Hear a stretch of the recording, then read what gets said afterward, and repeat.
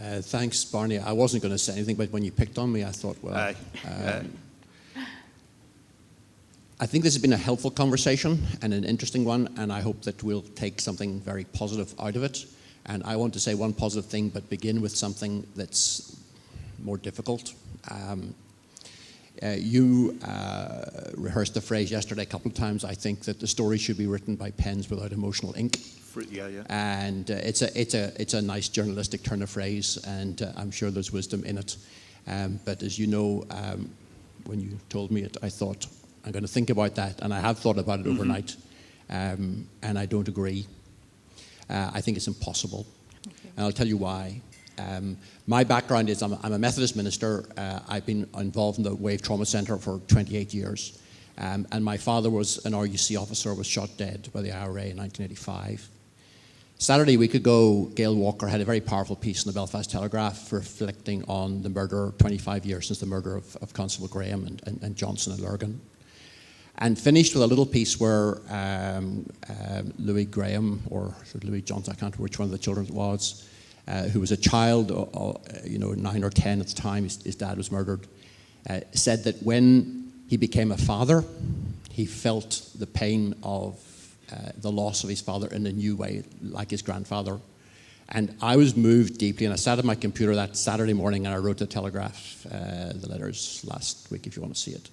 And literally the tears were rolling down my cheeks into my laptop as I typed and told my story, how 2 police officers were murdered in Ballygawley, shot dead by the IRA, just because they wore a bottle green uniform. I was the eldest of 5 children. Constable George Gilliland's children were much younger than us. They were toddlers and primary school age. But I felt the pain of the loss of my father most acutely about 7 years after his death, when I took my firstborn child, Sarah, in my arms to his grave, a little country graveyard out in the country outside Ballygawley, to kind of introduce my dad to his first grandchild. And I find it difficult even to tell that story because it still chokes me up. Because my grandfather would have been a wonderful, my father would have been a wonderful grandfather to Sarah and to the 11 other grandchildren that followed. And one of those grandchildren is now a PSNI officer based in Enniskillen. And she is doing marvelous work. And if my dad, her grandfather were still alive, as my mother is, though she's quite frail now, would be immensely proud of her. So I think we need to be able to tell those stories and remember the pain. And I'll just give you one. I'll finish with this one. Somebody, it wasn't Barney, it was some other journalist, asked me when the RUC were awarded the George Cross. Somebody said, "Well, what did that mean to you?" And I said, "I wept." It was such a significant marker of recognition of the sacrifice of my father and lots of others, 301 others who were killed, but many others who were injured and scarred in other ways. And so we need a balance, proper recognition, and clearly some of the politics is about, to justify the armed struggle, you've got to demonize the RUC and the army. That needs to be challenged by all of us, and we need to recognize the suffering that RUC families went through, and rejoice and be glad for the progress that he made, so that my niece and perhaps my son in years to come will join the PSNI and serve it with distinction. David, thank you very much for that. And could I just say something by way of clarification? So when I talk about pens free of emotional ink, what I'm talking about is an outside team writing a report of the conflict period. I'm not for 1 minute suggesting that the story that you have just told us should not be part of the telling of the story of our past.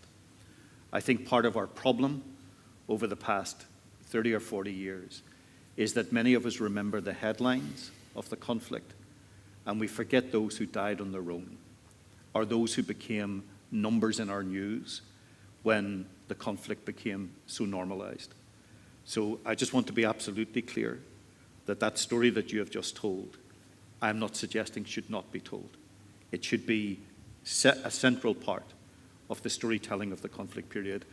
That other report that I talk about, written by pens free of emotional ink, is a report that I'm saying cannot be written by politicians or by the police or by the players in the conflict here, because there is never going to be one narrative or one truth within that.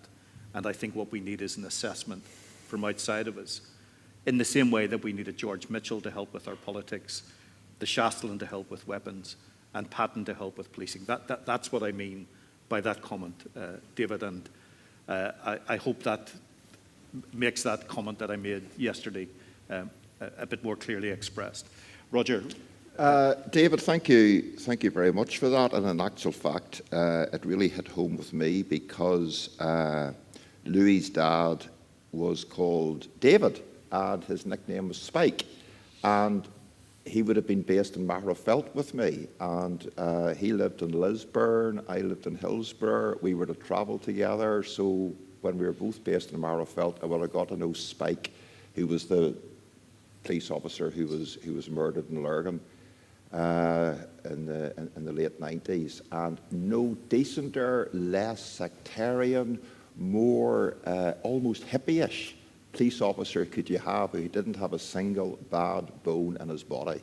So thank you for reminiscing there, and certainly reading about it in the newspaper was very powerful as well, David. And obviously you've with your own father, that is well remembered as well. And if you have you been to the Memorial Garden at Knock at all? Right. Okay. So David, thanks for that.